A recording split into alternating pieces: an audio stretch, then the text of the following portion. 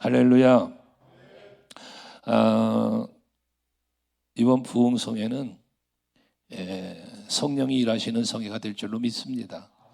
제가 미국에 있는 시애틀에 있는 교회를 집회 갔는데, 한인교회 집회를 갔는데, 주일 아침에 미국인 교회의 집회를 인도할 수 있는 기회가 주어져서 미국인 교회 집회를 이제 인도하게 되는데, 통역을 세우고 저를 소개를 하는데, 뭐라고 소개하냐면, 저를 한국에서 교회 집회 가면 다 강사라고 소개하잖아요.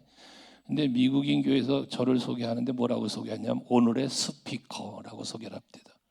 스피커라고. 근데 제가 그때 그 소개를 받으면서 굉장히 은혜를 받았어요.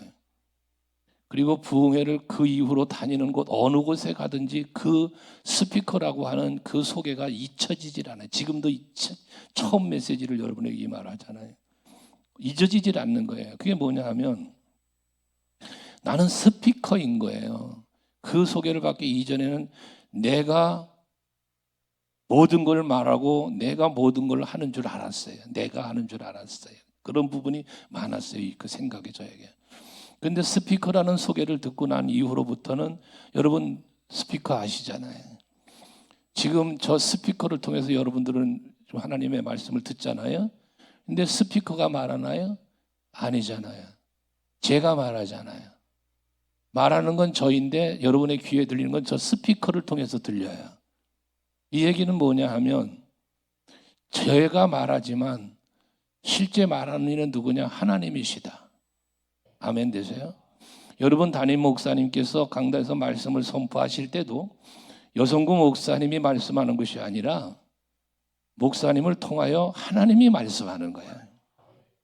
여러분에게 그 믿음이 있어야 돼요. 그래야 선포되는 말씀을 하나님의 말씀으로 받아요. 근데 이걸 하나님의 말씀으로 받지 않는 이유가 뭐냐면, 여성구 목사님 사람의 소리로 듣기 때문에 그런 거예요. 여러분 저 스피커 때문에 시험 방할 사람이 어디 있겠습니까? 그렇죠? 하나님의 말씀 앞에 시험 드는 사람은 없어요. 전 지금까지 목회를 하면서 사람 때문에 시험 들고 그러는 걸 봤어도 예수님 때문에 시험 드는 사람은 한 사람 못 봤어요. 하나님의 말씀을 들었다고 설교를 듣고도 시험 드는 사람이 간혹 있거든요. 근데 그 시험 드는 이유가 무엇이냐면, 그 하나님의 말씀 때문에, 하나님이 하신 말씀 때문에 시험 드는 게 아니라 사람이 말씀한 것 때문에 시험 드는 거거든요. 그러니까 목사님이 오늘 나를 깠다 뭐 이런 소리 해가며 시험 드는 거예요. 이번 부흥성회 때 저는 스피커로 왔습니다. 아멘 되세요? 저 안산에 있는 어느 교회, 여기 목사님 2번 불렀다는데 그 교회 난 4번 갔다 왔다. 근데 4번째 부흥회를 하는 중에 그 얘기를 했더니, 그 교회 이제 후임자로 내정되어 있는, 올 12월에 담임 목사님이 은퇴를 하시는데, 후임자로 결정되어 있는 그 담임 부목사님이지, 현재 부목사님께서 저보고 이제 스피커라는 얘기 했더니 뭐라고 하냐면, 목사님은요 성능 좋은 스피커래. 스피커인데 성능이 좋은 스피커랍니다. 그게 참 마음이 괜히 좋았어요. 여러분 여성구 목사님도 성능이 저보다 훨씬 뛰어난 스피커라고 믿으시고, 하나님께서 말씀하시는 그대로를 소화해내는, 성능이 안 좋으면 지지직 소리 나고 본래의 소리를 안 내, 엉뚱한 소리 나는 게 있어요. 근데 성능 좋은 스피커는 아주 그대로 전달이 됩니다. 그대로. 할렐루야. 여성구 목사님이 그런 분이요. 이번 부흥에 저도 그렇게 하나님께 쓰임 받기를 기도하고 있으니까 할렐루야죠. 내공이 있다고 그러셨는데 맞아요, 내공이 있어요. 근데 그 내공이 뭐냐? 성령이 내 안에서 역사를 해. 믿으세요? 그리고 그 성령이 나에게, 내 속에서만 역사하나? 아니야, 여러분 속에서도 역사해. 아까 기도했죠? 하나님의 말씀은 성령의 감동으로 기록됐다고 그래서 디모데후서 3장에, 그러니까 성령의 감동으로 기록한 말씀을 성령의 감동으로 선포하게 하시고, 또 여러분들도 말씀을 받을 때 그 동일한 성령이 뭐 기록자의 성령이 다르고 말씀 전하는 내 감동하는 성령이 다르고 말씀 듣는 여러분의 성령이 다른 게 아니잖아. 동일한 성령이잖아요. 하나님 한 분이신 것처럼. 그러니까 기록자 성령, 전하는 성령, 듣는 성령, 동일한 성령이 감동하시면 우리는 동일한 은혜를 받게 되어진다 그 말이죠. 아멘 되시죠? 그래서 이번 부흥회 때는 제가 말하는 것은 스피커를 통하여 들릴 뿐 말씀하시는 주체는 하나님이시다. 할렐루야. 그렇게 생각하고 들으시고, 그 다음에 한 가지 또 말씀드리고 싶은 거는, 여러분 부흥회를 다니다 보면 은혜 받았습니다라는 소리를 가끔 들어요. 은혜 받았습니다. 여러분 오늘 아침에도 예배 드리시면서 목사님 말씀을 통해서 은혜 받으셨죠? 아멘. 근데 은혜를 받았다고 하는 그 은혜 받았다는 내용을 가만히 대화 중에 들어보면 우리 교회에서도 마찬가지인데요. 많은 분들이, 여기 신전반석교는 아닐 수도 있어요. 그런데 많은 분들이 은혜 받았다는 게 뭐냐면, 내가 듣고 싶은 소리를 들었어. 내가 듣고 싶은 소리를 들은 거야. 그리고 그 말씀이 내 마음에 기뻐 평안이 있어. 그러면 은혜 받았다고 그래. 근데 뭔가 찔리면, 말씀을 들을 때 찔려, 아파. 그러면 은혜 받아 소리를 안 해. 아프고 찔리면 뭐해? 시험 들어. 목사님 나 깠어, 막 이런 소리 한다니까요. 그런데 면밀히 살피면서 들여다보면 우리가 어떤 게 은혜를 받은 거냐면요, 여러분, 은혜를 받은 거냐면 예를 들어 이런 거예요. 내가 지금 아파, 병이 들었어. 내가 몸이 아파, 병이 들었어. 그러면 이 병을 고치기 위해서 때로는 곪은 것이 있다면 메스를 내어서 쪼개고 이렇게 가르고 해서 그 염증을 뽑아내야 되잖아. 그죠? 그게 내가 고침을 받는 거잖아요. 근데 그 아픈 환처에다가 칼로 째고 곪은 걸 뽑아내고 약을 바르고 해야 이게 낫고 이게 내 몸에 건강해지는 건데, 거기다가 그냥 그러지 않고 사탕이나 바르고 꿀이나 바르고 예를 들어 딴짓하고 있다 그러면 그게 안 낫잖아. 이게 나을 수가 없잖아요. 더 악화될 수밖에 없잖아요. 마찬가지인 거예요, 여러분. 여러분들이 은혜를 받는다는 건 어떤 게 은혜냐면, 마음에 찔림을 받고 아픔을 받았어요. 말씀을 듣는 중에 내가 참 마음이 괴로워요, 막. 그러나 그 괴로움과 아픔 때문에, 그것 때문에 내 심령이 새로워지고 강건해졌어. 이게 은혜를 받는 거지. 내 영이 병들어 있는데 그 병들어 있는 영혼에게 뿌짓고 책망하지 않고 그저 달콤한 말씀만 던져준다면 그게 과연 은혜냐, 그 말이에요. 아니지 않습니까? 이번 부흥회 때도 제가 말씀을 전할 때에 여러분 마음에 부담이 오고, 때로는 마음이 아프고, 때로는 속상할 정도로 그런 말씀이 있을 수 있습니다. 그러나 그 말씀이 여러분에게 은혜로 받아질 수 있기를 원합니다. 그것은 결과적으로 무엇을 말합니까? 내 마음에 찔림을 받고 아프다는 얘기는 내 영이 지금 병들었다는 얘기잖아요. 그렇지 않습니까? 그럼 그것이 수술되어질 수 있는 우리들이 되어야지. 그게 은혜예요, 은혜. 할렐루야. 저는 여러분들에게 물론 축복의 메시지, 위로의 메시지, 격려의 메시지도 선포할 수 있죠. 그렇게 할 거예요, 아마. 그러나 간혹은 여러분들이 아파할 만한 말씀도 선포할 수 있다는 사실을 말하는 겁니다. 모든 성경은 하나님의 감동으로 된 것으로, 그 다음 내용을 들어보세요. 교훈과, 여러분 교훈이라고 하는 것은 때로는 우리 마음을 아프게 하는 것들이 있잖아. 교훈은 가르치는 건데, 이러면 안 된다, 이렇게 해라. 여러분 부모님의 교훈, 학교 다닐 때 선생님의 교훈, 교회원이 여러분 담임 목사님의 교훈, 교훈이라는 건 그런 거잖아요. 그 다음에 교훈 다음에 뭐가 나와? 책망과 그래요. 꾸짖는다는 거예요. 뭐가? 하나님 말씀이. 그러니까 내가 꾸짖음을 당할 수 있는 게 말씀이라는 거야, 여러분. 그리고 그 말씀을 통해서 뭐 바르게 함과 그랬어요. 바르게 한다는 건 뭘 말합니까? 바르지 않은 거야. 바르지 않은 것을 바르게 하는 거예요, 여러분. 예를 들어 굽어 있는 것을 피는 거예요, 여러분. 이 몸을 다쳐서 재활치료 해보신 분들이 계실 텐데, 저도 옛날에 운동을 하다 보니까 운동하다 보면 다쳐요. 그러면 그 깁스하고 있다가 그거 재활치료하려면 얼마나 고통스러운지 몰라요. 그게 바르게 하는 거예요, 그게. 여러분들의 신앙이 잘못되어 있는 것을 바르게 하려면 아픈 거예요.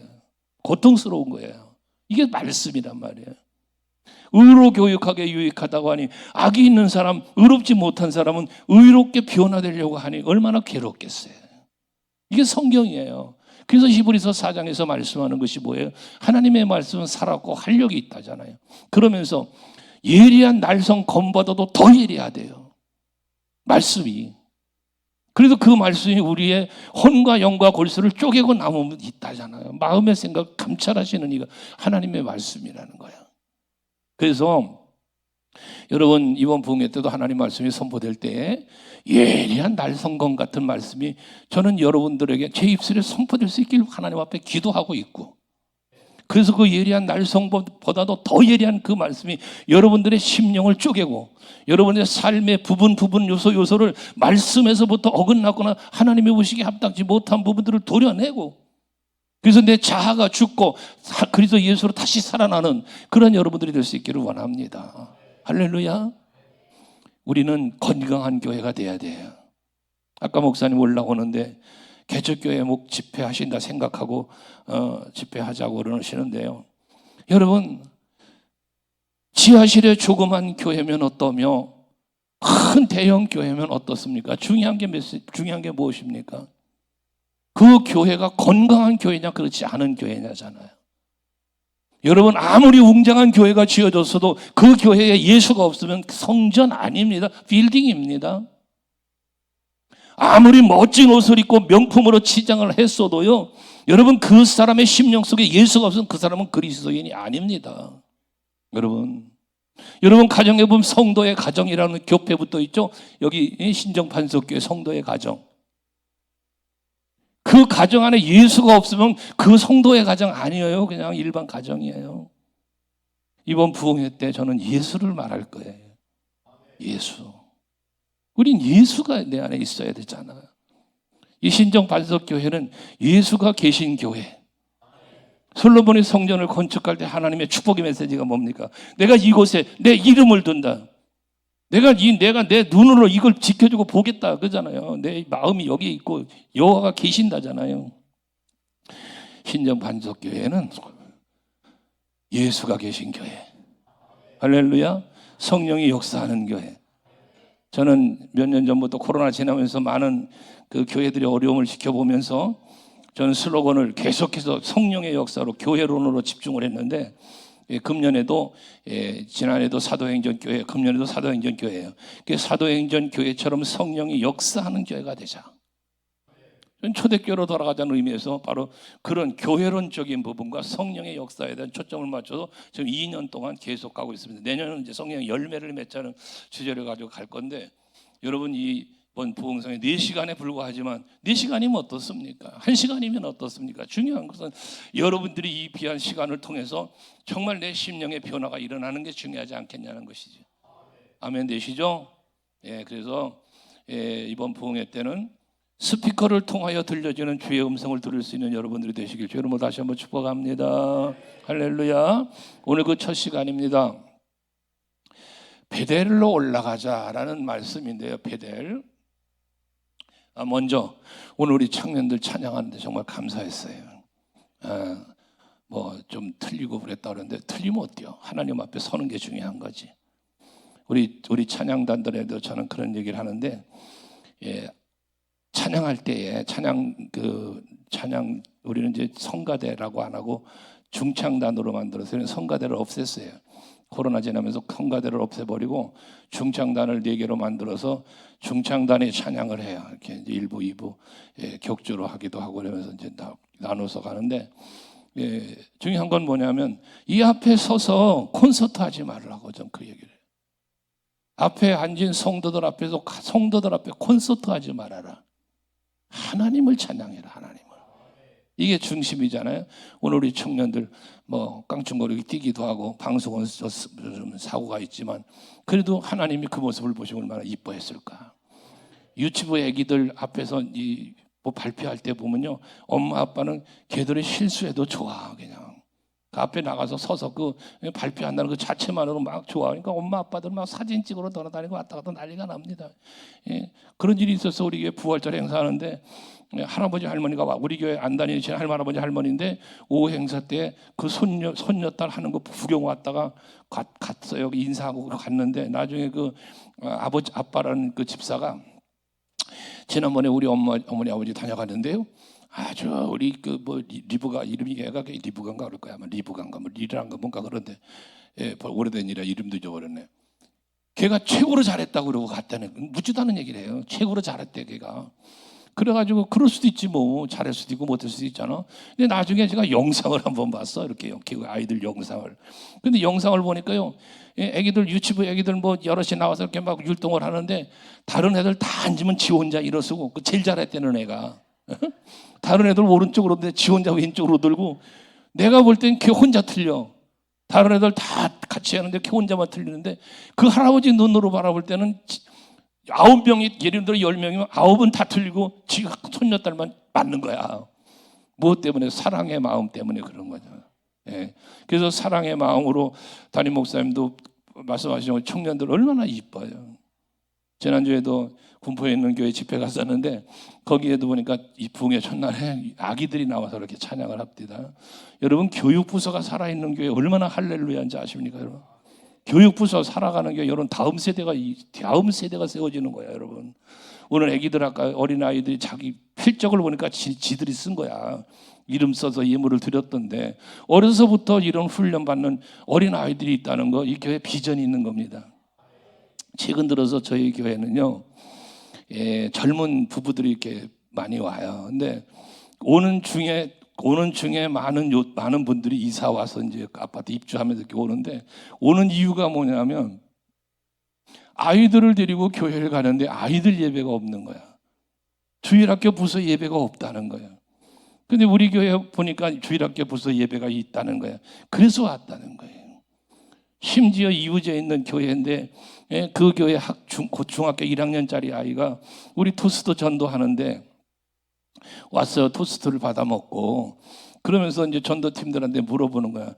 이 교회는 중고등부 예배 있어요? 그리고 묻더라는 거예요. 있다. 근데 마침 중고등부 담당 교육자가 그 전도팀에 와서 같이 전도했으니까요. 그래가지고 그 전도사가 데리고 그 중고등부 볼 수 있냐고, 그러니까 데리고 와서 구경을 시켜줬는가 봐, 이제.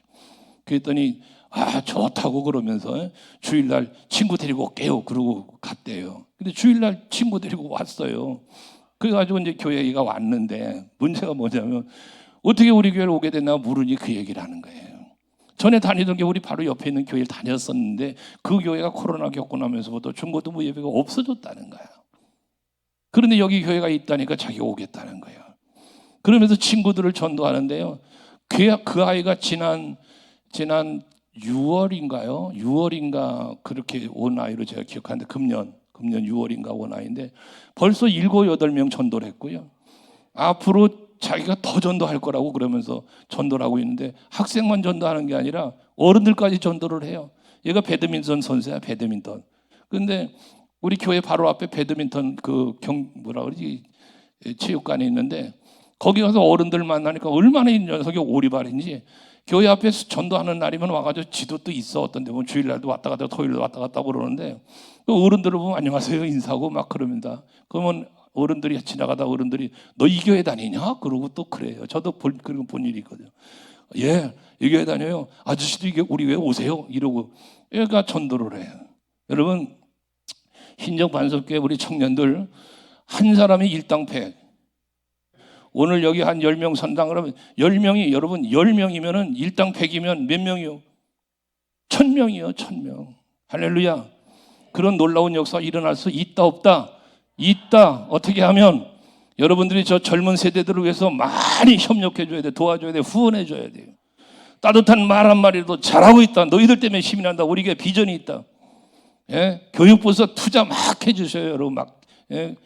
장로님들 열심히 그냥 중고등부, 초등부 간식 막 해줘야 돼요. 하나 믿는 어느 교회는요, 장로님 어머니 주일날 아침이 올 때 오는 길목에 있는 가게 들려가, 슈퍼마켓 들려가지고 여기 있는 과자 다 담아줘요. 그런데요, 그쪽은 구멍가게인데. 그래가지고 거기 있는 과자 다 담아갖고 유초등부에도 간식주러 갖다 쏟아준다잖아. 그러니까 주일학교 부서가 부흥할 수밖에 없어. 우리 중고등부 부장 집사는 안수 집사인데, 이 친구는 맨날 교회 한편에 완전 쇼핑몰이야, 쇼핑몰. 편의점 같이. 과자에 사발면에 뭐에 잔뜩 사다 놓고 애들 마음껏 먹으라고. 여러분, 투자해주고 후원해줘야 되는 거야. 아멘. 청년들 특성한 것 때문에 얘기하다 여기까지 왔는데, 아무튼 우리 청년들, 학생들, 저 어린 애기들까지 여러분들 관심 많이 가지시고 많이 후원해 주세요. 다음 세대가 세워져가는 교회가 내일 있는 교회입니다. 아멘 되시죠? 이 신적 반석교회는 큰 꿈을 이룰 수 있는 교회인 줄 전 믿어요. 아멘 좀 해요. 큰 비전을 이룰 수 있는 교회란 말이에요. 왜냐하면 여러분 담임 목사님이 큰 비전을 가지고 있어요. 간혹 만나서 이야기를 들어보면 굉장한 비전을 많이 이야기를 해요. 그러니까 그대로 이루어지는 거예요. 아멘 되시죠? 이번 부흥회 때 그래서 여러분들의 비전을 더 넓혀갈 수 있길 바랍니다. 자, 베델이라고 하는 이름은 누가 지은 이름이죠? 베델이라고 하는 이름은 누가 지었어요? 야곱이 형 외삼촌 집으로 도망가는 중에 피곤해서 잠을 자다 꿈을 꾼 적 하나님의 임재를 받자 사닥다리가 하늘에 닿았고 천사가 오르락내리락 하더라. 그 영광을 바라보면서 깨어난 다음 이름 지은 거잖아요. 근데 이 이름을 이 베델이라고 지은 이름의 의미가 뭐냐 하면 잠에서 지금 고달픈 도망가는 외로운 길을 가는 거잖아. 고달픈 길을 가는 중이잖아요. 그런 중에 여호와의 임재를 경험한 거예요. 그래서 여기도 하나님이 계시거늘 그 힘들고 어려운 고난의 길을 가고 있는 중에 여기도 하나님이 계시거니라는 거 뭐냐면 내가 있는 이곳에 하나님이 함께 계신다는 임마누엘의 임재를 경험한 거예요. 경험. 그리고 이름을 베델이라고 지은 거예요. 그래서 하나님의 그 베델의 이름을 뭐라고 우리는 말하냐면 하나님의 임재하신 곳이다. 그래서 하나님의 집이라고도 말을 하고 이 하나님의 집을 다른 말로 말하면 성전이라고도 말하는 거예요. 하나님이 계신 곳이라는 의미예요. 그런데 베델이라고 이름을 지었는데 그 베델이라 하였다라면서 그러나 그 뒤에 이름이 뭐라고 하냐면 그 옛 이름은 이 베델이라고 야곱이 이름을 지었는데 옛 이름은 루스더라 그랬어요. 루스더라. 그 루스라고 하는 히브리어는 무슨 뜻이냐면 영어로 커브예요. 커브. 구분길을 의미해요. 그러니까 이건 뭐냐? 이 야곱이 있는 이곳은 구분길, 고난의 길이라는 거예요. 힘들고 어려운 길이었다는 얘기예요. 가기가. 그랬던 그곳이 고난의 길, 역경의 길, 힘들고 외로운 길이 뭐로 바뀌었어? 베델로 바뀌었어. 베델로. 하나님이 함께하는 곳이기 때문에 이 베델이라는 이름을 바꿔지면서 야곱은 뭐 한 거예요? 외로움이 달래진 거고 괴로움이 사라지는 거죠. 마음의 기쁨과 평안이 오는 거죠. 여러분들이 이번 부흥회가 여러분에게 이런 베델이 될 수 있기를 원하고 여기 신적 반석교회가 여러분에게 베델이 되기를 원합니다. 베델이 여러분에게 이 신적 반석교회가 베델이 된다는 얘기는 뭐냐? 이 성전에 나와서 예배하며 기도하며 찬송하며 말씀을 들으며 뭐 하는 거예요? 하나님의 임재를 경험하는 거예요. 여러분들에게 신적 반석교회는 그런 교회가 돼야 돼요. 그저 그냥 왔다 가는 교회가 아니에요, 여러분. 지나쳐가는 교회도 아닌 거예요, 여러분. 많은 성도들이요 교회에 와요. 어떤 성도는 왔다가 떠나요. 정착하지 못하고 떠나는 사람이 있어요. 그럴 수 있어요, 여러분. 지체도요, 여러분 몸의 지체도요, 머리 대신 예수님을 지체라고 우리 말하잖아요. 지체들 중에도요, 여러분이 가지고 있는 이 지체들 중에도요, 끝까지 함께 가는 지체가, 죽을 때까지 함께 가는 지체가 있고요, 중간에 떨어져 나가는 지체가 있어요. 어제 저는 가서 이발소에 가서 이발을 했어요. 머리카락 나에게 소중한 거야. 나와 함께 붙어 있던 거야. 근데 어느 순간에 잘라져 버려지는 지체가 돼버린, 떨어져 나간 지체가 돼서 나의 한 몸이었어, 걔도. 근데 이발사가 가위로 잘라버리는 순간 내 몸에서 떨어져 나가는 거잖아요. 이런 지체가 있다니까. 손톱, 발톱 키 크면 보기 싫으니까 어떻게 돼? 전부 깎아버려. 내 몸에 붙어있던 지체였지만 떨어져 나가는 순간도 있더라는 것이죠. 여러분, 오늘 이 저녁에 성회에 참여하신 여러분들은 주님 오시는 날까지 할렐루야 함께하는 지체 되길 원합니다. 근데 그 함께하며 동역하며 가는 그 동역자의 길을 걸어가려면 결코 쉬운 거 아니에요. 결코 쉽지 않습니다. 교회를 떠나가는 사람들, 저도 많은 성도가 왔고 떠나가고 그러면서 지금까지 가고 있어요. 그런데요, 교회를 떠나가는 사람들의 이야기를 들어보면 합리적이고 논리적이고 그럴 수 있다는 생각이 들 때가 있어요. 그러나 성경을 중심으로, 예수를 중심으로 생각해 보면 패배한 자들이에요. 이래서 떠나고 저래서 떠나고, 여러분 그 환경, 때로는 사람, 때로는 어떤 문제들 때문에 떠나요. 그런데 그걸 이겨내야지. 그걸 견뎌내야지. 그 어떤 무언가 때문에라고 말하는 그 무엇 때문에 내가 왜 교회를 떠나가야 되냐 그 말이에요. 그걸 이기고 가야지. 아멘 돼요? 근데 이길 수 있는 힘은 어디서 오냐? 내 능력 갖고 안 되는 거야. 야곱의 능력 갖고, 야곱교회 갖고 안 되는 거야, 여러분.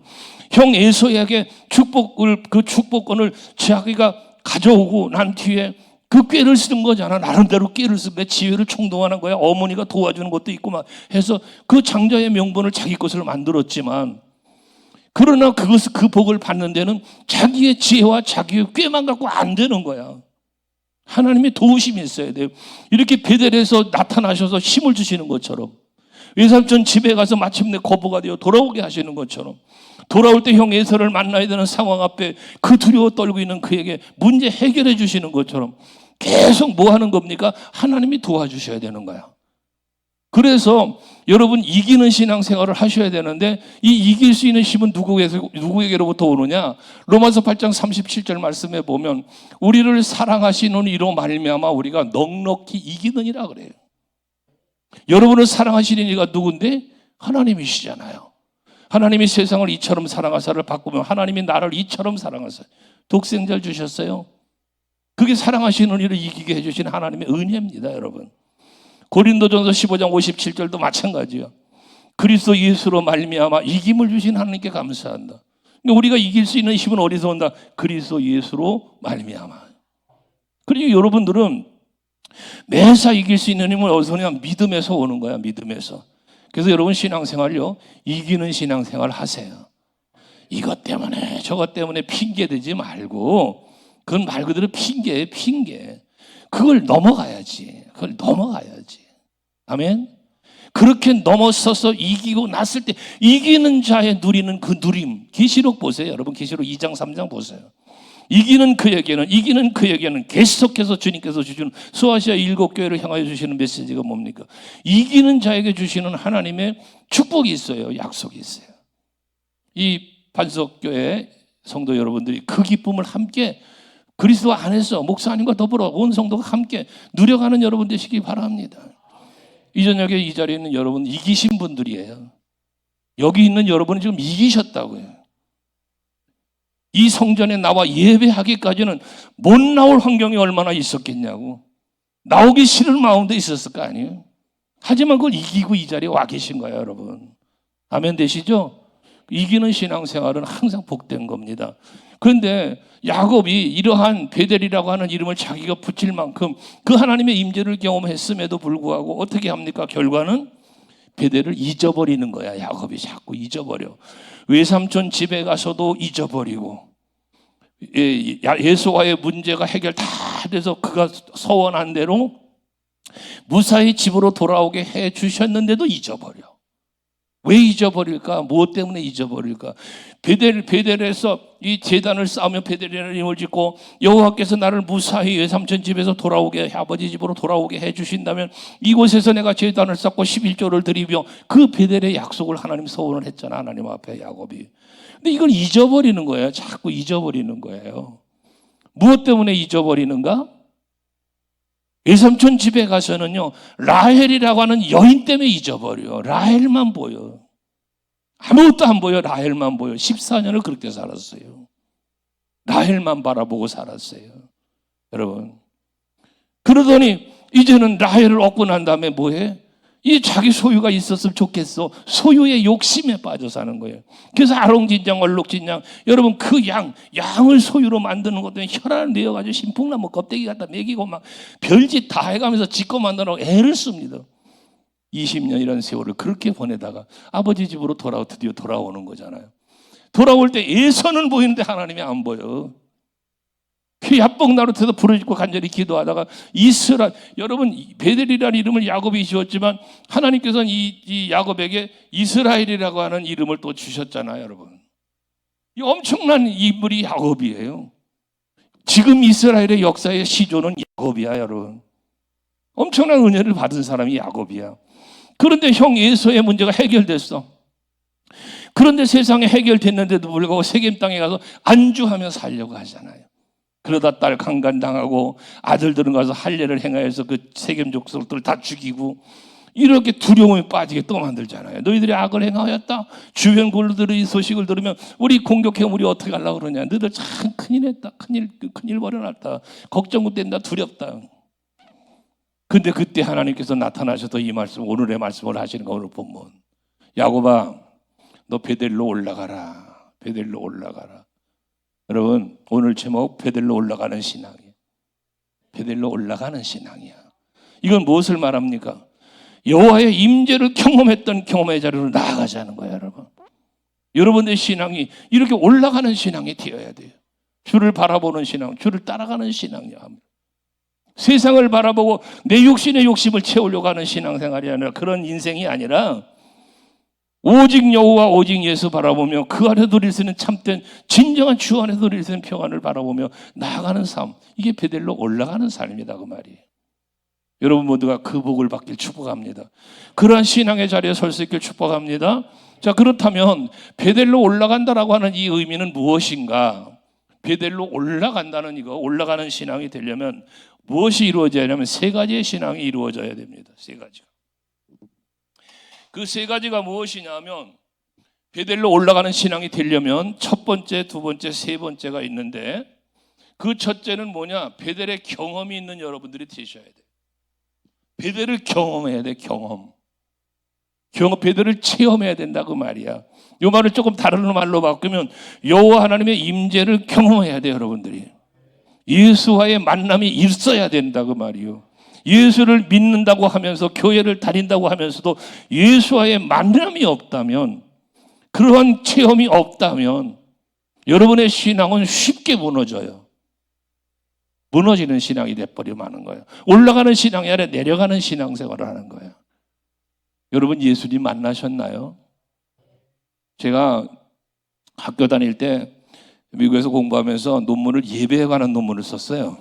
그런데 그때 논문을 위해서 특정한 교회를 세 곳을 방문해서 설문을 조사한 일이 있습니다. 설문조사. 많은 성도들이 모이는 대형 교회인데 무작위로 100명씩을 설문을 조사, 300명 설문조사를 했어요. 근데 제가 논문에 적용할 그 질문이 뭐였냐면, 오늘 예배 마치고 나오는 성도들에게 설문한 건데, 오늘 목사님 설교 제목은 뭔가, 본문은 무엇입니까? 이런 걸 물으면서 제가 논문에 적용할 질문은 뭐였냐면, 오늘 예배를 통하여 예수님을 만나셨습니까? 라는 질문이에요. 예수를 만나셨느냐? 그런데요, 100명 세 교회를 집계해 가서 300명을 집계해 보니까요, 예수님을 만났습니다는 긍정의 대답, 예, 아멘, 동그라미가 51명이에요. 51명. 300명 중에 51명이 예수님을 만났어요. 예, 아멘, 동그라미. 나머지 300명 중에 249명은 무응답, X, 아니오까지 적은 사람이 있어요. 저는 그 설문을 보고 굉장히 충격이었습니다, 당시에.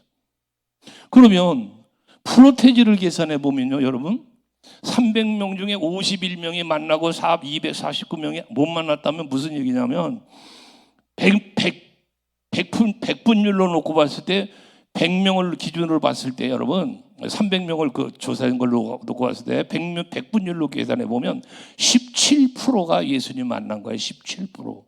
100명 중에 17명이 예수를 만난 거예요. 나머지 83명은 예수님 못 만난 거예요. 전 그때 허상을 봤어요. 허상. 아까 얘기했죠. 교회는 웅장한데 예수가 없다? 교회 아니라고 그랬잖아요.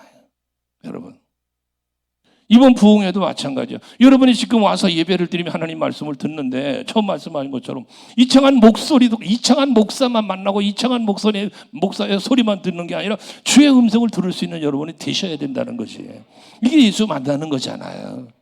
말씀을 들으면서 하나님의 음성, 주의 음성을 들을 수 있어야 되는 거잖아요.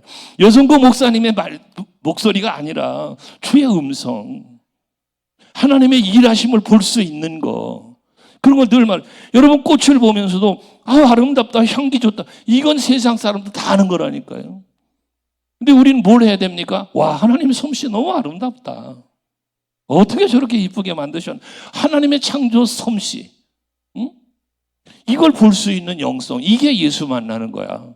이게 부흥회 때 여러분 교회 예배당에 와서도요, 사람에게 보이려고 오는 신앙생활하지 말라고요, 여러분.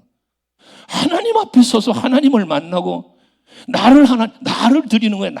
내 몸을 하나님 앞에, 시간을 하나님 앞에, 예물을 하나님 앞에, 여러분 나를 드리는 거야, 하나님 앞에. 이게 진정 있는 예배지. 아멘. 그러니까 여러분들이 베델로 올라가는 신앙생활 하려면 여호와의 만남의 경험, 여호와 하나님의 은혜의 체험, 그분의 복주심의 체험, 그분의 능력의 체험, 예? 아멘. 안 됩니까, 여러분? 그분의 엄청난 그 크신 사랑의 체험 말이에요. 아멘. 이게 있어야지, 이게.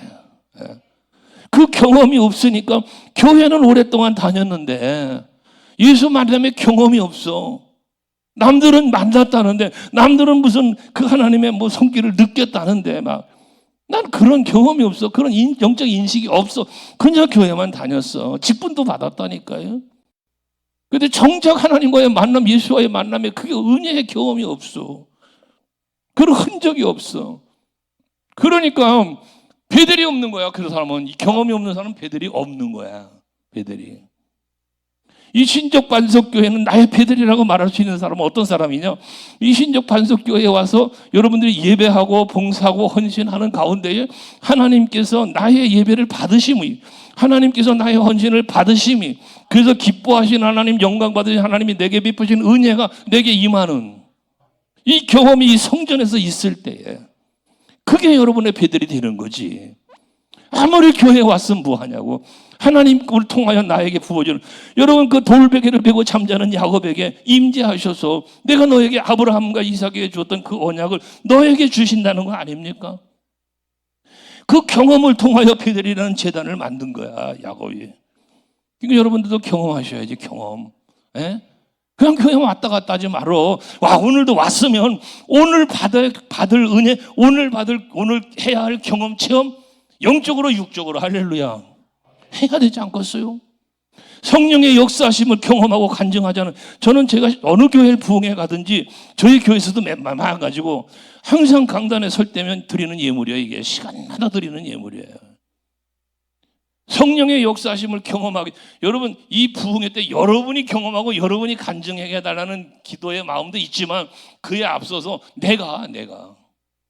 내 자신이 성령의 역사하심을, 내 자신이 이 신적 반석교회 와서 부흥회를 지금 인도하고 하나님 말씀을 들고 강단에 선 나에게 먼저 성령이 일하심을 내가 경험하고, 와, 내가 그래서 신적 반석교회 가서 집회할 때 성령은 이런 역사를 했습니다.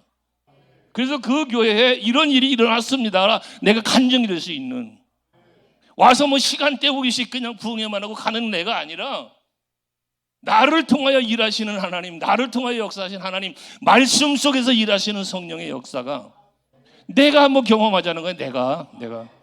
그럼 내가 다른 교회에 가면 이 신적 반석교회에서 성령의 역사하시면 간증할 거 아니겠어? 응? 내가 10월 달에 2025년 10월에 신적 반석교회 가서 부흥회를 할 때 성령이 이렇게 역사합디다. 그것이 여러분 교회적으로 또는 어떤 특정한 목사님이든 장로님이든 권사님이든 누군가에게 성령은 이렇게 일합디다라고 간증할 만한 일이 이번 부흥회 때도 일어나기 여러분 축원합니다.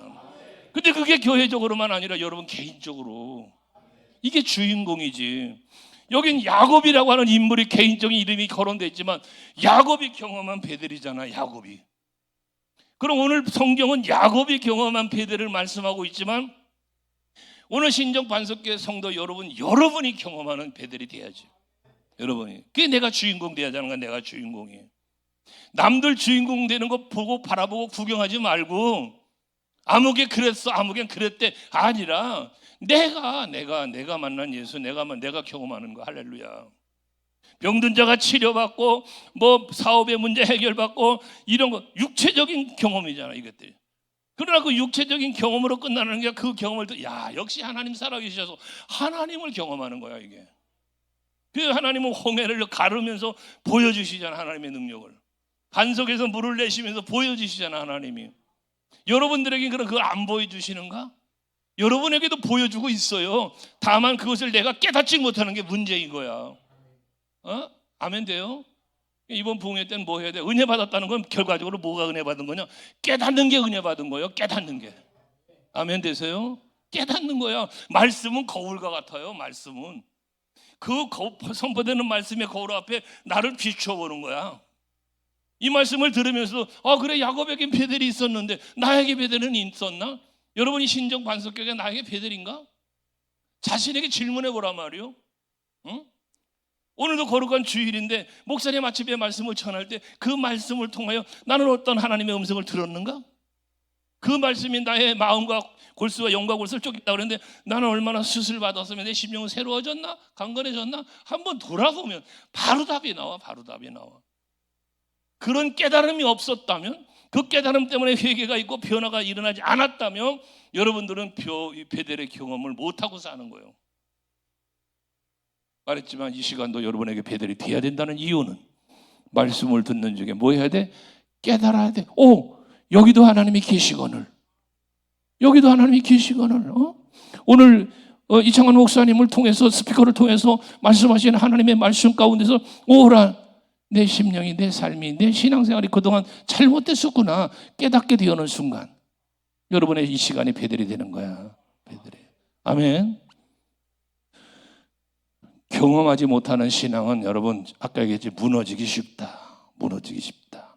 그래서 경험 있는 신앙생활 하셔야 되는데, 그럼 경험은 어떻게 이루어지는가? 이 경험은, 여러분, 경험은 믿음으로 이루어지는 거야. 믿음과 순종으로. 여러분, 그래서 성경이 말씀하잖아. 내 믿음대로 될지어다.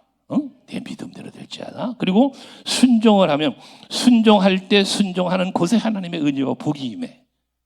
여러분, 아브라함의 순종 아시잖아. 우리가 그 아브라함의 순종은 순종의 현장에, 순종하는 때에 순종하는 사람에게 하나님의 은혜와 복이 임하는 거예요. 여러분, 경험은 믿음으로 순종할 때 경험을 하는 거예요. 이번 부흥성에 목사님께서 선포하시고 기도하며 준비하자 했을 거다뇨. 그때 그래, 이번 부흥성에 내가 주인공 한번 돼보자. 이번 부흥성회 때 목사님을 통해 선포되는 말씀으로 내가 심령의 치유와 영과 육의 치유와 회복을 경험하자. 그 믿음을 가지고 사모하면서 나아올 때 여러분 경험하는 자가 되는 거다, 그 말이야. 아멘 되시죠? 그러니까 이 경험은 아무나 하는 게 아니요, 믿음으로 행동하는 자가 경험하는 거예요. 먹어봐야 맛을 안다, 뭐 이런 말 하잖아요. 그렇잖아요. 여러분 여기 강단에 물이 있는데 마침 제가 목이 좀 마르네. 이 물을 먹으면, 예를 들어 어떤 사람이 위장병이 있다고 가정합시다. 위에 병이 생겨서. 그런데 여러분 담임 목사님이 예를 들어 그렇습니까 권사님, 장로님, 이 물 한번 먹어봐. 이 물 먹으면 위장병 싹 낫는데 라고 하면 그렇습니까? 하고 목사님의 말을 믿고 이 물 한 모금을 마시는 사람과, 에이 그 물보다 병원에서 듣는 약이 더 잘 들어요 하고 안 먹는 사람, 둘 중에 하나일 거 아니잖아. 먹는 사람과 먹지 않는 사람으로 나눠질 거잖아. 먹는 사람은 누가 먹는 거야? 목사님이 하신 말씀을 믿고 먹는 거야. 할렐루야.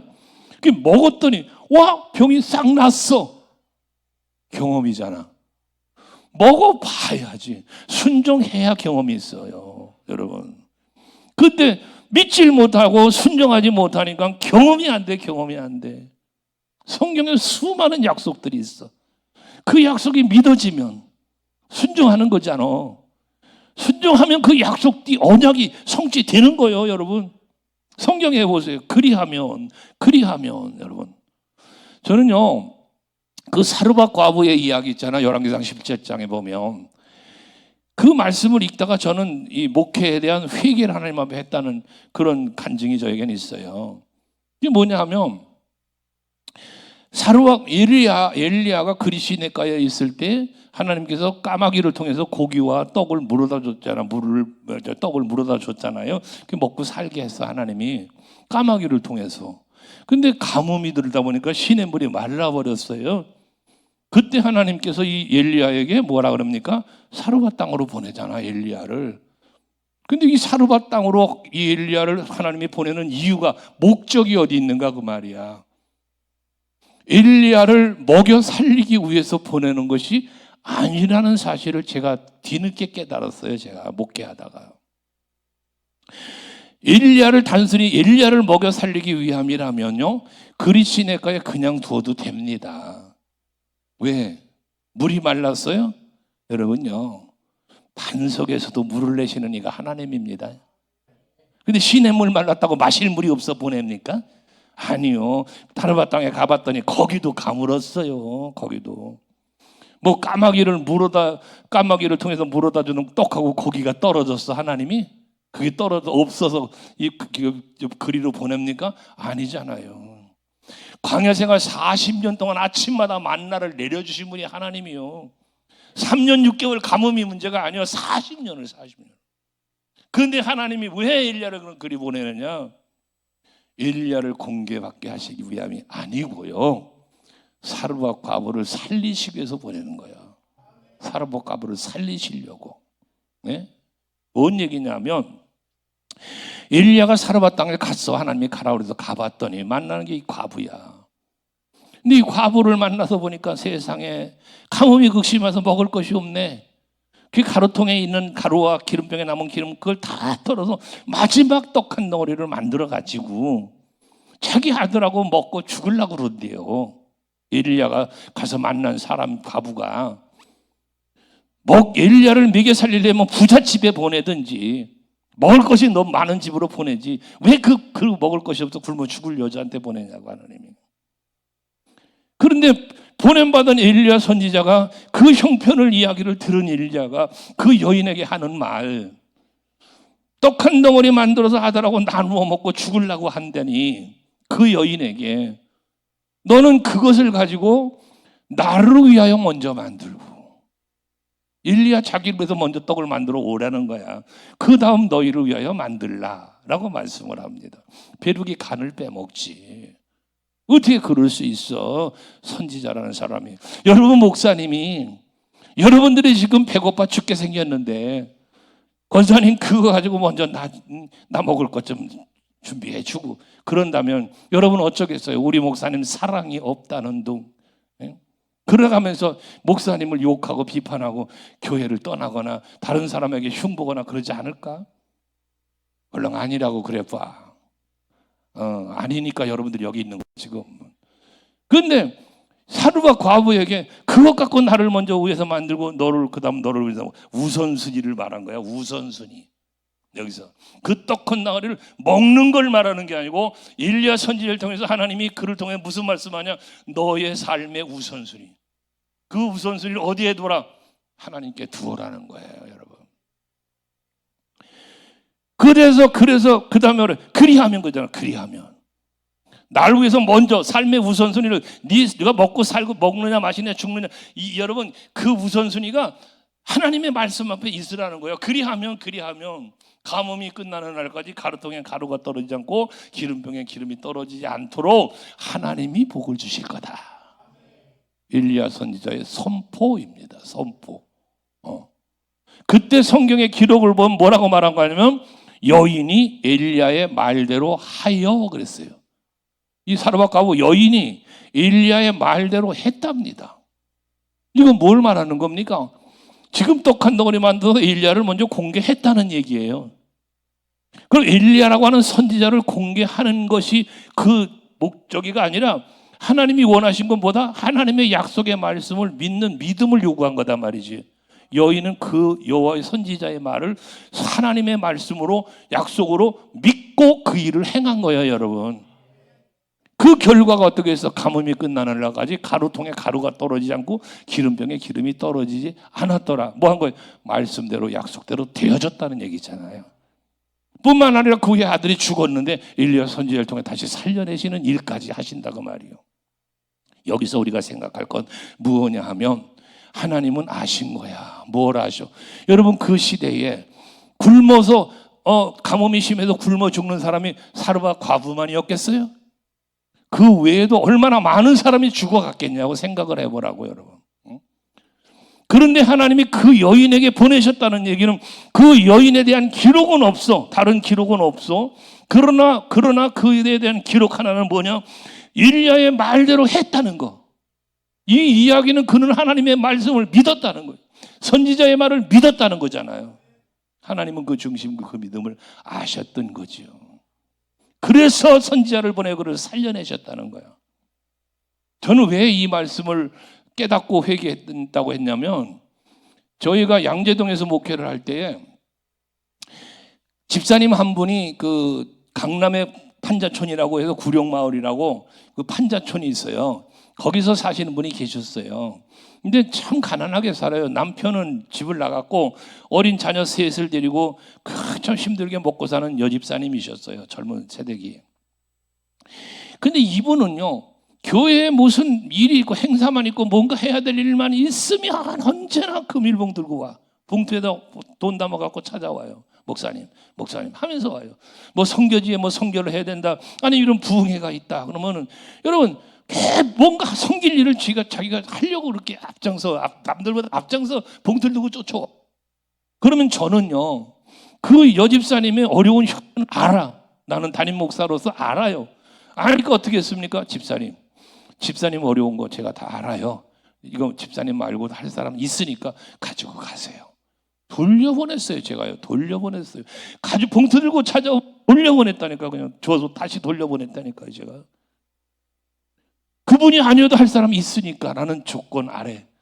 근데 이 사르밧 과부의 이 말씀을 제가 묵상하는 중에 왜 회개했냐면, 하나님께서요, 엘리야를 공개받기 위함이 아니라 사르밧 과부에게 복 주시려고 했다는 이 사실을 깨닫고 나서 회개한 게 그겁니다. 하나님은 그 여집사를 복 주시려고 하도록 자꾸 감동하시면서 하는데, 내가 가로막았어. 그가 받을 복을 내가 가로막았던 거야. 그래서 회개했다는 거예요. 그 깨닫고 회개한 이후 저는 뭐 그분뿐만 아니라 다른 분 마찬가지입니다. 할 일이 있을 때면 언제나 가난하고 힘들고 어려운 분들에게 하라고 시켰습니다. 의도적으로 하라고 시켰어요. 생일 때가 되면, 여러 명절 때가 되면 불러요. 일부러 제가 불러요. 집사님 내 생일 알지? 알죠 목사님. 그러면 나 넥타이 하나만 사줘. 넥타이가 없어 사달랍니까? 부흥회 다니면서 수많은 선물도 받아보고 하는 사람인데, 오히려 부목사님들에게 나눠주고 하는데, 근데도 사오라 그래. 양말이라도 사와라. 밥 한 끼 사달라. 막 그러합니다. 막 그랬습니다. 그럴 때면 때로는 어려운 걸 하니까 제 사모에게 금일봉 줘서 이 집사 좀 갖다 줘. 주게 해놓고 하라고도 시킨 일도 있고요. 그랬습니다. 그런데 여러분, 그렇게 하게 했더니 하나님이 그에게 복을 주시는데요, 놀라운 복을 주어요. 강남구청에서요, 그 학교 후문, 아파트 후문 쪽에 사거리인데 그 모퉁이에다가 이게 구루마 놓고 이렇게 하는 거, 리어커 그걸 놓고 하면서 붕어빵 같은 거 만들어 파는 그걸 할 수 있도록 해줬어요. 얼마나 장사가 잘 되는가 몰라요. 막 기도해달라고 해서 가서 기도해주러 갔더니 자동차 버스들이 매연 쏟아내고 막 빵빵거리고 지나다니고, 근데 건강에 안 좋겠어. 돈은 벌어도 좋은데. 하나님 앞에 기도를 했어요. 길거리에서 저거 너무나 건강도 안 좋고 그런데 좀 더 나은 환경에서 먹고 살 수 있는 길이 열렸으면 좋겠다고 축복하며 기도를 했습니다. 축복하며 기도할 수 있는 이유 중에 하나는, 그분은 언제나 헌신했으니까. 언제나 뭐 11조세가는 기본이고, 뭔가 해야 할 일 교회에서 선포되게만 하면 남보다 앞장섰으니까 매사에. 그때마다 저는 기도해 주잖아. 남들보다 먼저 기도받는 거예요. 축복 기도를. 오늘도 교회에서 어느 장로님 가정 오후 찬양 예배 이게 특성을 했어. 그 특성을 마치고 난 다음에 참 나름대로 최선을 다한 축복을 해줬어요. 축복기도는 항상 하고 나면 드려진 예물과 함께 더불어 축복기도 해주니까. 근데 축복기도 끝나고 나서 집회 오려고 그러는데 전화가 왔어요. 목사님, 저녁 같이 먹으면 안 돼요? 드시고 가면 안 돼요? 그래요. 그래서 나 약속 있어 가야 되는데 그랬더니요, 아까 목사님이 축복기도를 해주는데 내 마음이 막 감동이 왔대. 장로님 얘기요. 너무 마음이 막 행복해지고, 그래서 목사님 밥 좀 사주고 싶었디야. 그럼 다른 때 사줘. 싸뒀다가 내가 그러고 왔는데, 여러분 축복해 주니까 그가 복을 받아. 여러분 담임 목사님께 축복 기도 받는 거 사모하세요. 왜? 하나님께서 여러분 목사님에게 축복의 권세를 주셨어요. 민수기 6장 22절이야 말씀 확실하게 나오잖아. 너희는 이렇게 축복하라. 너희는 이렇게 축복하래. 그러면 왜 마지막 20절에 가보니까 내가 그대로 복을 주리라. 여러분 목사님 축복 기도 받는 거 사모해야 돼요. 저희 교회에서 그런 일이 있어서 한번 주일날 오전 예배를 마치고 내려오는데 그때는 성가대가 있을 때야. 성가대 자리에 어린 아이 하나가 지 엄마 만나려고 왔나 봐. 그 입구에 서 있어요. 앞에. 그 축도 마치니까 이제 찬양들 하잖아요. 그래서 나 내려가는데 앞에 하나 서 있길래 그는 머리에 손을 얹고 하나님의 은혜가 임할지어다. 그리고 내려갔어요. 그 다음 주일이 됐는데 애들이 줄을 섰어요. 성가대 성가대 섰던 젊은 엄마 아빠가 그걸 본 거예요. 우리 애도 다음 주에는 기도받게 해주고 싶다는 거지. 그러니까 내려오면서 또 와 있으니까 기도해 줄 수밖에 없잖아. 안 해주면 또 시험 들잖아. 아까 지난주에 하나를 좀 해줬죠. 그 전부 다 머리에 톡톡톡톡 치면서 안수해주고 갔잖아. 가만히 생각해보니까 안 되겠어. 주일마다 유치부 예배를 위해서 드리는데 예배도 안 되고 쫓아내려와가지고 그러잖아요. 그래서 다음부터는 앞에 못 오지 말게 하라. 기도받고 싶은 사람은 1부 예배 끝나고 2부 예배 그 텀에 오든지 아니면 다른 텀 시간에 내 방으로 찾아와라. 그랬더니 또 그리를 몰려와가지고요. 아주 명절 때만 되면 저는 아주 지갑이 동이 나요. 애들 와서 인사한다고 설에는 세배 온다고 추석 때도 세배 안 와도 되잖아. 추석 때는. 그런데 이것들이 목사님이 용돈 주니까 그거 받으려고 참 때를 져서 몰려와요. 아주 지갑이 텅텅 비어요. 명절만 되면. 나는 그 엄마 아빠들한테 그러지. 야 인마 너희들 저 애기들한테 내 용돈 지갑 다 비었다 그러면 또 뒷공문을 채워주기도 하고 그러지만은 여러분 어쨌건 주의 사자 목사님의 축복을 사모하셔야 돼요. 여러분 목회자와의 관계가 막히면 여러분 매사가 막혀요. 목회자와의 관계는 항상 열어가셔야 돼요. 아멘 되십니까? 뭘로? 신뢰와 순종으로. 그때 기적의 역사가 일어나는 거야. 그래서 그 여집사님은 길거리에서 붕어빵을 팔던 그분이 농협 하나로마트, 그 하나로마트 실내에 그 뭐 이렇게 물건 파는 그 뭐라고 그러냐 그 이렇게 이거 자대라고 자대 그거를 한 코너를 받아가지고 또 거기서 장사를 하게 됐어. 겨울이면 따뜻하지 여름이면 시원하지 얼마나 할렐루야입니까? 예? 아멘을 안 할 줄 알았지만 이럴 줄은 몰랐는데 그러니 그 하나님이 채우시는 복 아니야? 거기다 세 자녀 데리고서 아버지 없이 산다 그러 빌라도 한 채 또 거저 웃고 하나님이 그렇게 채우시고 복을 주어요. 지금은 세 아이들 다 시집가고 장가가고 직장생활 잘하고 그래서 지 엄마한테 용돈 갖다 주니까 엄마는 그냥 교회에서 전도만 하고 그러고 살아요. 이제 제가 용돈 받고 살아요. 그 권사님을 통해서 용돈을 제가 받아요. 그래서 자기 아들 딸내미가 어린 때지만 기억하고 있대요. 목사님께서 자기들을 얼마나 축복해 주셨는지, 자기들을 얼마나 사랑해 주셨는지 애들이 기억하고 있대.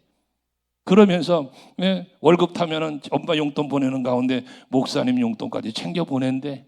그러면서 가지고 와. 아멘 되세요? 우리 여성부 목사님에게도 용돈 좀 챙겨줘. 그냥 챙겨주려면 아까워. 그러니까 축복기도 받고 잘 되셔서 경험하시고 경험을 토대로 해서 좀 잘 섬기면서 갈 수 있는 여러분 되시기 바랍니다. 할렐루야. 어쨌든 경험하자. 경험은 믿음과 순종에서 이루어진다. 그 다음에 경험하는 것도 중요한데 더 다음 중요한 게 뭐냐면 기억하는 거야. 기억. 펜이 왜 이러냐. 여러분 기억을 하셔야 돼. 내가 하나님의 은혜를 체험한 것을 잊어버리면 안 돼. 기억을 해. 기억. 야곱은 자꾸 잊어버린 거야. 잊어버린 거예요. 왜 잊어버려? 아까 얘기했지. 라헬 때문에 잊어버리고 양떼 때문에 잊어버리고 세겜 땅에 와서 안일하게 평안하게 살 수 있게 되니 잊어버리는 거야. 베델을. 여러분의 베델의 경험을 잊지 말아야 돼요.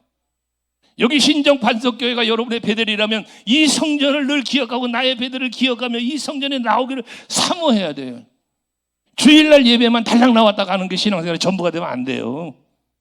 새벽 제단에 나와서 기도하며 응답의 경험이 있으면 이 새벽 제단을 기억해야 돼요. 새벽 제단 쌓는 거야. 응? 내가 몸 바쳐 헌신하면서 찬양을 했어요. 봉사 헌신을 했습니까, 여러분? 그 자리에 하나님이 부으신 은혜를 경험하게 되면 그 자리를 지켜야지. 직분의 자리, 사명의 자리. 이게 여러분 기억하는 신앙이에요. 기억하는 신앙.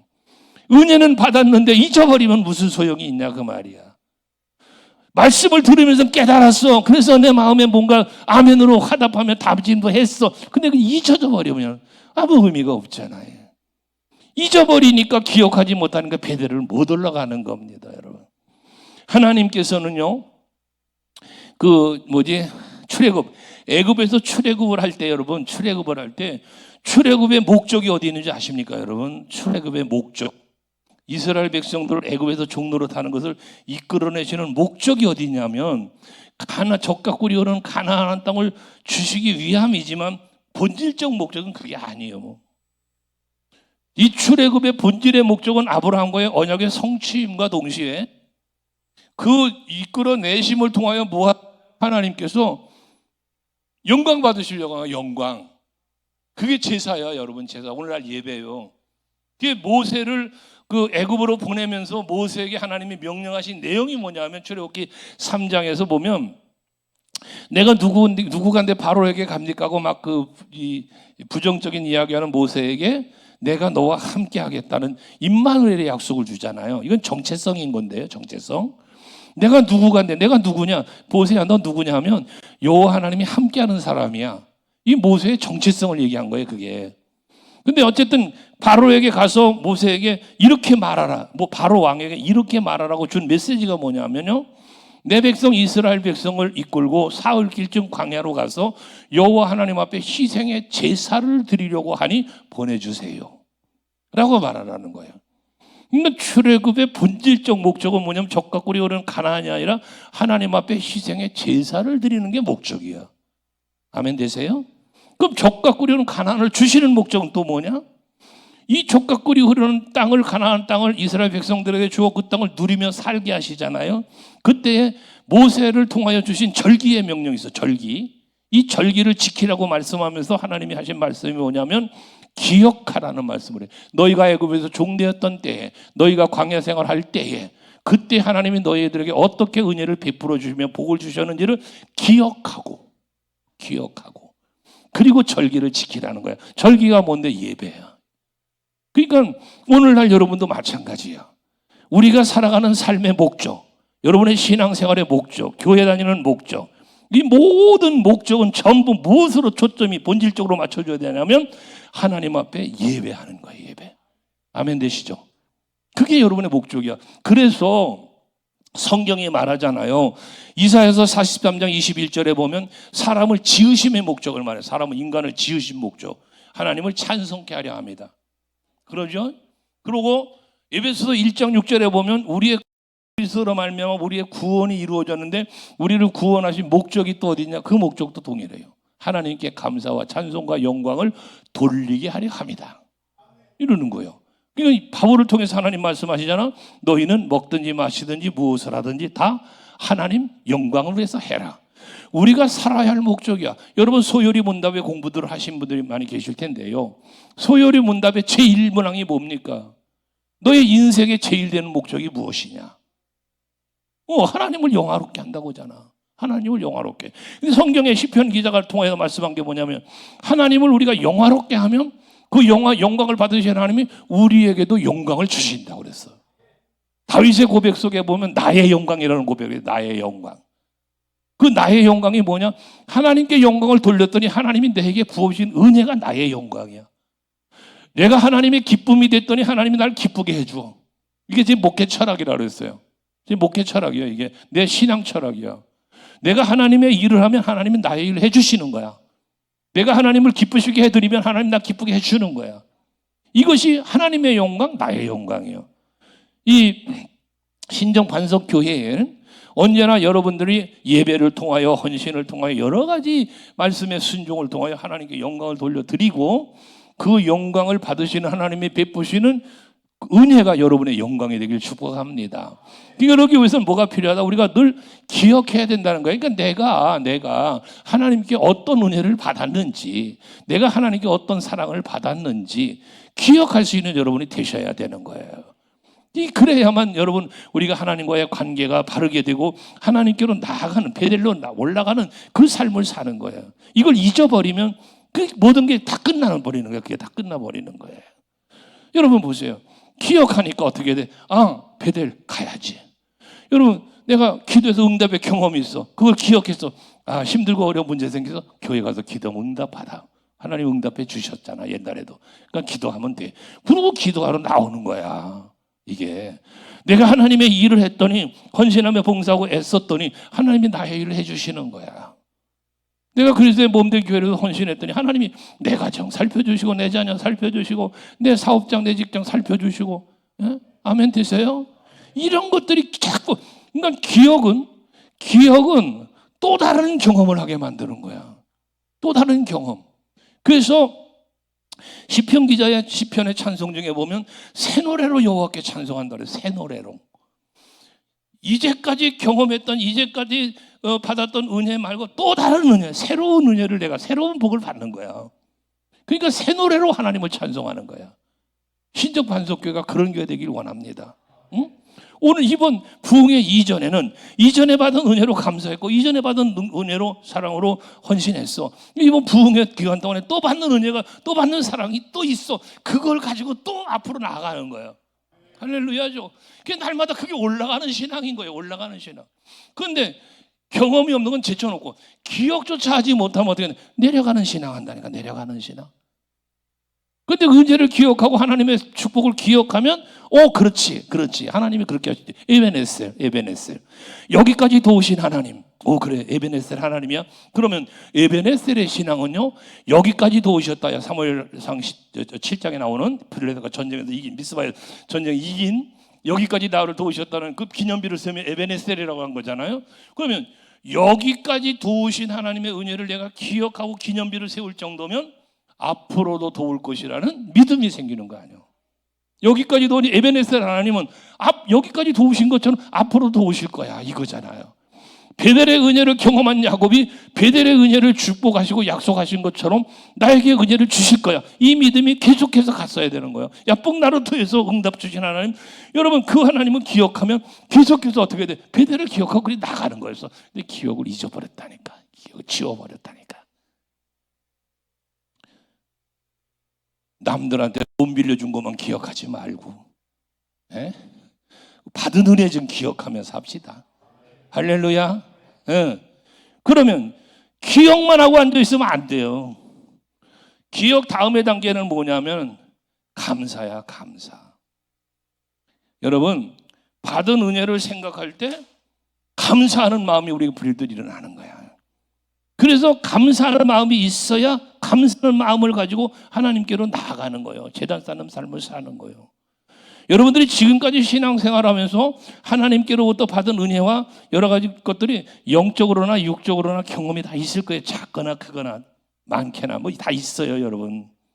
근데 그런 은혜와 복을 경험하신 여러분들이 되어야 되고, 경험했으면 기억한다면 우리는 감사하는 자가 되어야 되는 거예요. 감사하는 자가. 그런데 우리는 감사에 인색한 경우가 너무나 많다는 거지.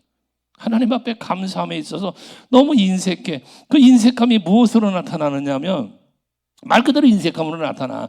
얼마 전에 제가요, 그 성교지에 이제 그 태풍 때문에 피해를 많이 입었다고 그래서 우리가 세워진 교회들이 좀 손상이 있고 그랬다고 그래요. 그래서 그 공사를 좀 해주고 또 뭐 모터도 고장이 나고 뭐 여러 가지 고장이 났대요. 그래서 그것을 좀 수리해주고 해야 될 텐데 좀 도와달라는 선교사님의 보고가 있었어요. 이렇게 요청이 있었어요.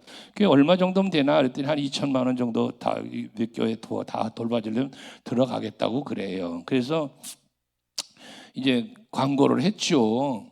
광고를 했어요. 여러분, 선교지에서 이런저런 보고가 왔는데 이런 피해를 입었답니다. 그래서 우리가 좀 도와주시기를 요청해 왔으니 여러분 기도하는 중에 우리가 헌금 드려서 도와줍시다. 광고를 했거든요. 그러고 시간이 지났는데 보내줘야 되잖아. 빨리 이것도 빨리 보내줘야지. 어려움 그쪽 당장 어려움을 겪으니까. 그 보고를 받아보니까 어머나 세상에 헌금이 이렇게 안 들어왔어. 2천만 원이 안 들어온 거예요. 그래서 제가 혼자 어라? 뭐야 이거? 싶은 게 당황스러웠어요, 제가요. 그래서 2주간인가 지난 뒤에 제가 성도들에게 그런 설교를 했어요.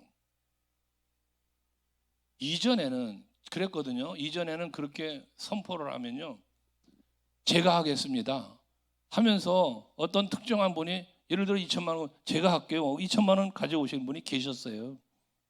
아니면 뭐, 예? 뭐 2천만 원 아니더라도 1천만 원 제가 할게요. 뭐 500 할게요. 뭐 이런 식으로 해서 그냥 바로 채워졌거든요. 그런데 난 그럴 줄 알고 선포를 했는데 안 채워지는 거예요. 2시간이라도 2천만 원이 안 채워지는 거예요. 그게 좀 당황스러웠다니까 제가. 그래서 성도들에게 그런 말을 했습니다. 제가 설교 시간에 제가 광고를 해서 여러분들이 헌신하고 계시는데 이전과는 보여서 좀 당황스럽습니다 하면서 그런 얘기를 했어요. 요즘 경제가 어렵고 나라가 어렵고 어렵다는 이야기를 많이 듣는다. 어려운 건 사실일 것 같다. 그런데 여러분 한 번은 우리가 깊이 돌이켜 생각해 봅시다 그랬습니다. 제가 뭔 얘기냐면 여러분 경제 사정이 어려운 겁니까? 아니면 여러분의 믿음이 약해졌습니까? 이런 질문형의 말씀을 전한 일이 있어요. 불과 한 2달 전 일이에요. 2달도 안 되나 보다. 그런데 그런 질문형의 말씀을 던졌어요. 그냥 경제적으로 어려워서 그렇습니까? 아니면 여러분의 믿음이 약해졌습니까? 어느 쪽인가 둘 중에 하나일 터인데 어느 쪽이었든지 하나님의 은혜로 우리는 주의를 지금까지 해왔는데 앞으로도 그렇게 해야 되지 않겠습니까? 그런 좀 하소연적인 말씀을 한번 전한 일이 있어요. 그 후에 이제 성도들이 뭐 깨달음이 있었든지 어쨌든 이렇게 헌신해서 후원을 해줬는데 여러분들도 한번 생각해 보세요. 우리가 하나님 앞에 감사한다는 것은 감사를 할 수 있다는 것은 내가 하나님의 은혜를 경험했고 기억하기 때문에 가능하다고 그랬잖아요. 그런데 기억하면서도 감사한다고 하면서도 뭔가 모르게 인색한 나의 모습이 여러분 스스로가 혹여나 보인다면 여러분 스스로가 스스로를 볼 때요 누가 그걸 알겠어요? 여러분을 누가 알고 누가 보겠어요? 하나님과 관계 속에서 자기가 성찰하는 거죠. 그때에 내가 만에 하나 감사가 인색해져 있다면 내가 정말 살기가 어려운가? 내 지갑이 비었나? 내 삶이 지금 궁핍해졌나? 아니면 여러분의 믿음이 약해져 있는가를 한 번은 헤아려 보셔야 된다는 거예요. 한 번은. 그래서 만약에 내 믿음이 부족해졌다면 나의 믿음이 부족해서라면 회복시키셔야지. 회복은 어떻게 가는 게 회복이야? 거꾸로 가는 거야. 거꾸로. 그래서 이 경험의 현장으로 가야 돼. 내가 내 생각이 나의 발걸음이 그 자리를 찾아가는 거예요. 그게 이 성전이에요. 여러분에게. 여러분의 배들은 이 진정 반석 교회라고 했으니까 이곳에 와서 하나님 앞에 기도하는 거야. 그리고 기도하는 거야. 하나님 앞에 아버지 여러분 자신은 아니까 내 형편이 어려워서입니까? 여러분 하나님 내 믿음이 연약해졌습니까? 사르밧가보는 먹을 것이 없는데도 여러분 그렇잖아요. 응? 그러니까 이걸 참 헤아려 봐야 돼. 오늘도요. 오늘도 우린 다음 이제 11월 추수감사주일로 지키는데 추수감사주일에 이제 강단에 무슨 과일이나 쌀이나 막 뭐 이제 수북하게 이제 차리잖아요. 그 재단을 꾸밀 때에 각 기관이 협력해라 제가 늘 그러거든요. 그래서 강단 봉사하시는 권사님이 계시지만 어떻게 그분 혼자 그걸 다 할 수 있나? 다 하려면 하겠지만 그러나 함께 우리 성도들이 함께 가자. 그래서 각 기관이 다 십시일반 협력해라. 그래서 하나님 앞에 푸짐한 모습을 드리고 그 드려진 건 전부 구제로 나가니까 개척교회도 보내주고 또 어려운 이웃들 돌봐주고 다 그렇게 하거든요. 그 드려진 거는. 그런데 지금 82인가 3인가 되신 명예 권사님이 계세요. 근데 그분은 얼마나 어려우신 분인데 참 어려운 분인데요. 근데 구리에 사시는데 그 구리에서 차를 3번이나 갈아타니며 저에게로 오시는 분이세요. 그냥 힘들고 가난하신 분이라 교회가 구제하는 구제비를 드리는 매월 구제비를 드리는 분이세요. 그분이 정부에서도 구제비 받고 사시는 분이야. 그런데 그분이 오늘 아까 그 강대상 봉사하시는 권사님이 저에게 와서 봉투를 내밀며 얘기를 해요. 점심 먹고 나오는데 목사님 이거 김인순 권사님이 주신 거예요. 뭐야? 그랬더니 목사님 광고를 듣고 있는데 자꾸 귀에서 네가 드려라 자꾸 그렇게 말씀을 하신다는 거야. 성령의 음성이 들려온다는 거야. 네가 참여해라, 너도 참여해라 이러면서 그래가지고 고개를 흔들어도 계속 그래서 가지고 있는 돈이 10만 원밖에 없었대요. 그래도 10만 원을 담아가지고 왔다는 거예요. 그러면서 이거 강사님, 이거 성령께서 자꾸 저에게 말씀하셔서 그래서 가지고 왔다고 그러는 거예요. 눈물을 흘리면서 가져왔더라는 거예요. 눈물을. 그렇게 감동하심이 감사해서, 그런 음성까지 들려주시는 게 감사해서 눈물을 흘리면서 가져왔다는 거야.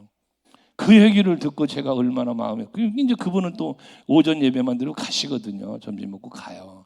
직접 뵐 수는 없어서 여기 집회를 오면서 전화를 제가 통화를 하고 왔습니다만은, 하나님께서는요, 은혜를 베푸시고 복 주시려고 하는 사람에게는 해야 할 일을 하게 하십니다. 여러분, 마치 사르밧 가부처럼. 여러분들의 눈에 해야 할 일이 보여질 때 하나님 여러분에게 은혜 주시고 복 주시려고 보여주시는 거야.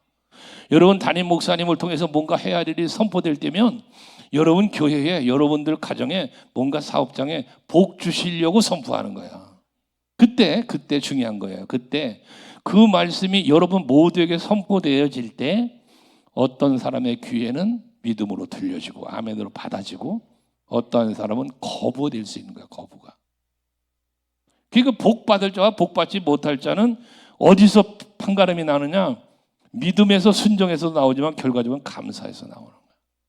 여러분, 그러니까 여러분의 베델로 올라가는 신앙생활은 감사로 완성이 돼요. 감사로. 그러니까 감사로 제사를 드리는 자가 나를 영화롭게 하나니.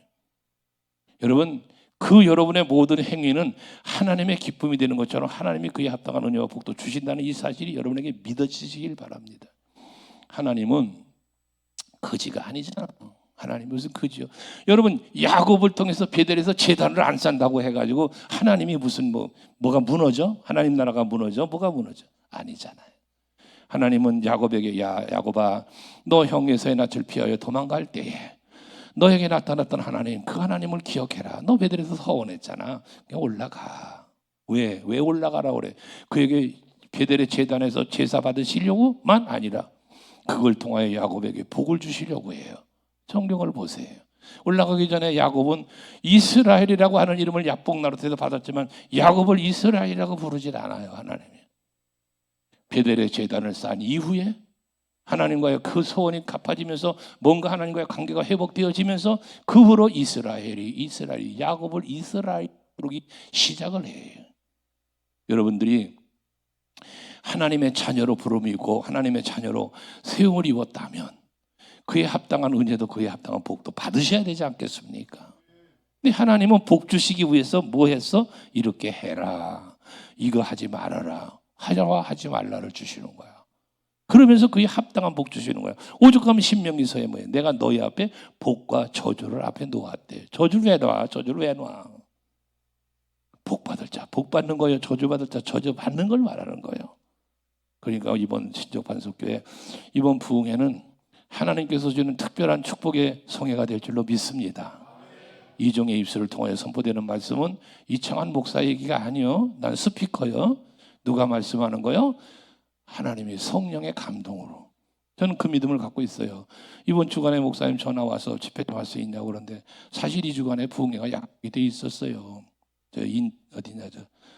부평에 있는 감리교 부흥회 약속이 돼 있던 아니, 근데 갑자기 그쪽에 교회에 형편이 생겨가지고 취소가 됐어요. 취소가 되어서 아이고 잘됐다, 한 주간 쉬라고 하나님께서 쉬라고 한가 보다 그러고 있는데 취소된 그 이틀인가 뒤에 전화가 온 거예요. 집회 좀 할 수 있냐고. 그래서 하나님이 그 부평에 있는 감리교회보다 신정 반석교회에서 하실 일이 있는가 보다 그러고 기도하며 왔어요. 그러면 저는 그렇게 믿어요. 저는 왜? 성령의 역사하심을 경험하고 간증하게 해달라고. 이건 저의 기도 제목이라 그랬잖아요.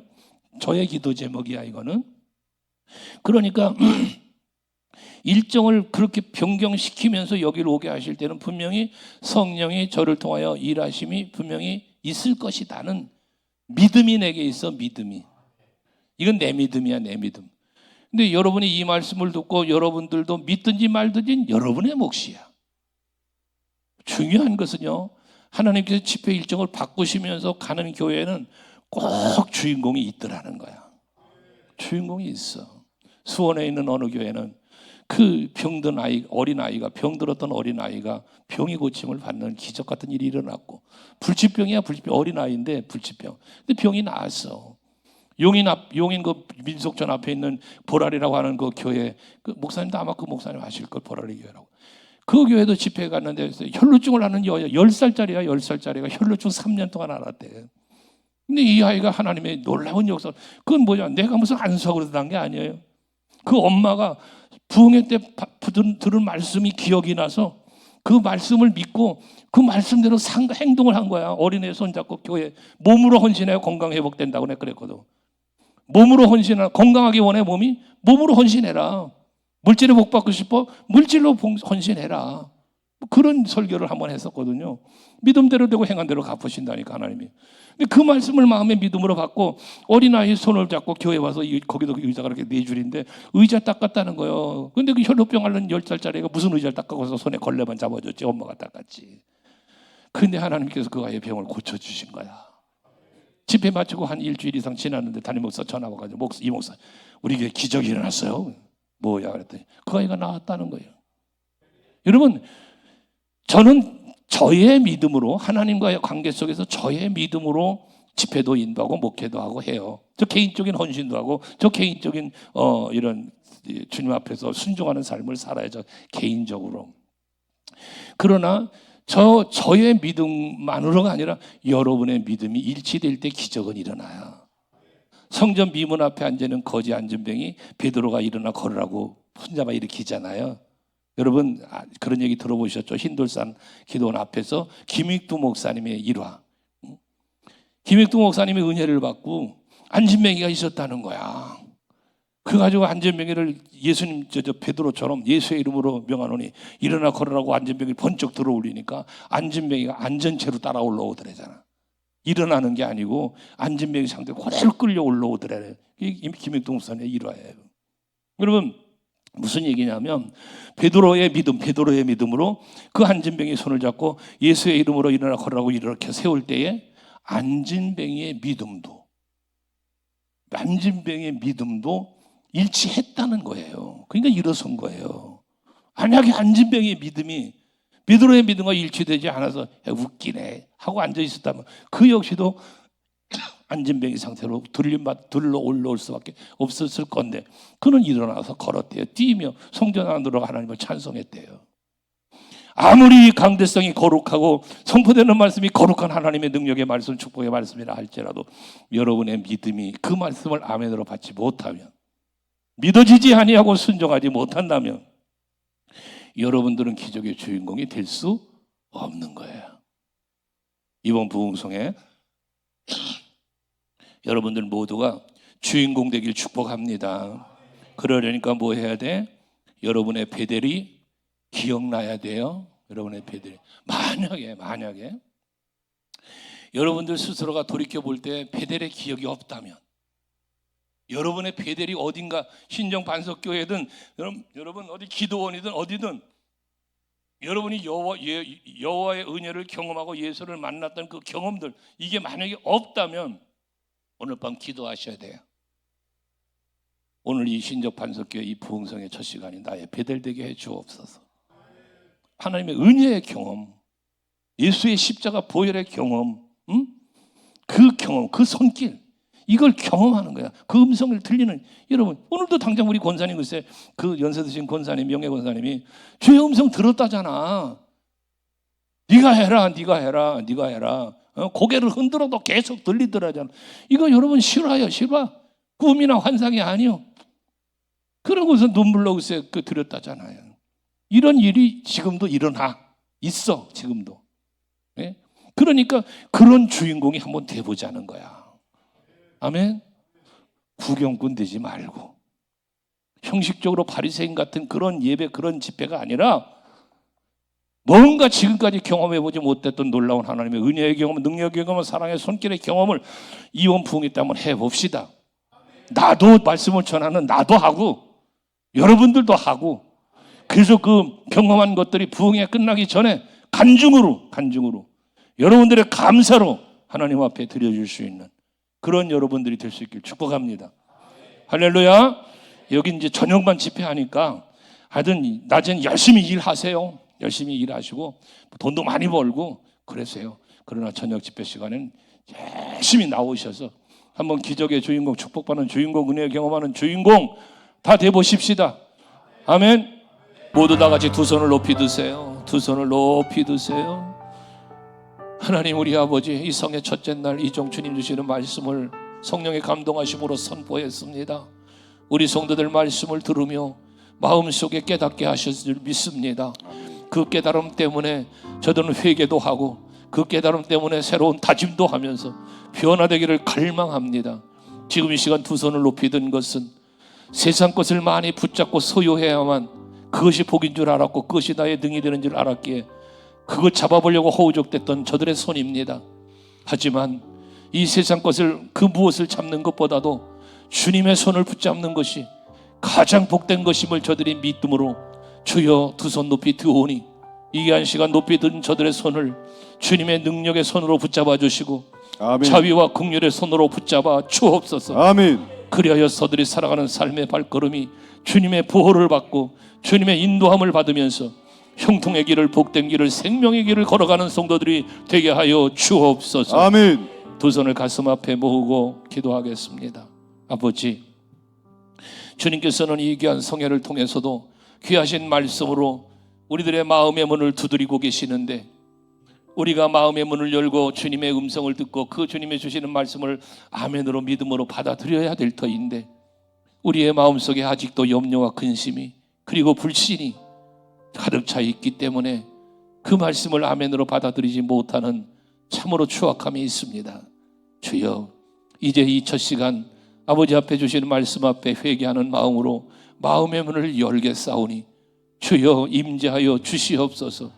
그래서 내 안에 내 자아가 죽고 오직 예수가 내 안에 살아 내가 주인이 아닌 예수가 주인된 삶을 살아갈 수 있게 해 주옵소서. 아멘. 내가 문 밖에 서서 문을 두드리노니 누구든지 문을 열면 내가 그에게로 들어가 그와 더불어 먹고 그는 나와 더불어 먹으리라고 말씀하신 주의 음성이 오늘 우리 사랑하는 성도들의 심령 속에 영의 귀가 열려 들려지게 하시어서 마음의 어둠의 권세, 모든 두려움과 근심과 염려와 불신과 불평의 모든 마음들을 빛 대신 주님이 들어옴으로 떠나가게 하시고 아멘. 참빛 대신 예수가 내 안에 계심으로 평안의 기쁨이 행복이 넘쳐나는 우리 성도들이 되게 해 주옵소서. 아멘. 첫 시간부터 마지막 시간까지 이 기쁨, 이 평안을 가지고 성회에 참여하며 이후로 부어주신 하나님의 은혜의 말씀이 저들의 심령에 담아지게 하시고 그것이 저들의 심령을 새롭게 하고 강건하게 함으로 말미암아 저들의 삶의 생각이 입술의 말이 삶의 행위가 모두가 변화되어지는 아름다운 신앙의 생활을 할 수 있도록 축복해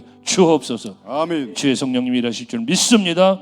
감사하며 주님 홀로 영광 받으시길 원하며 예수님의 이름으로 기도하옵나이다. 아멘. 아멘.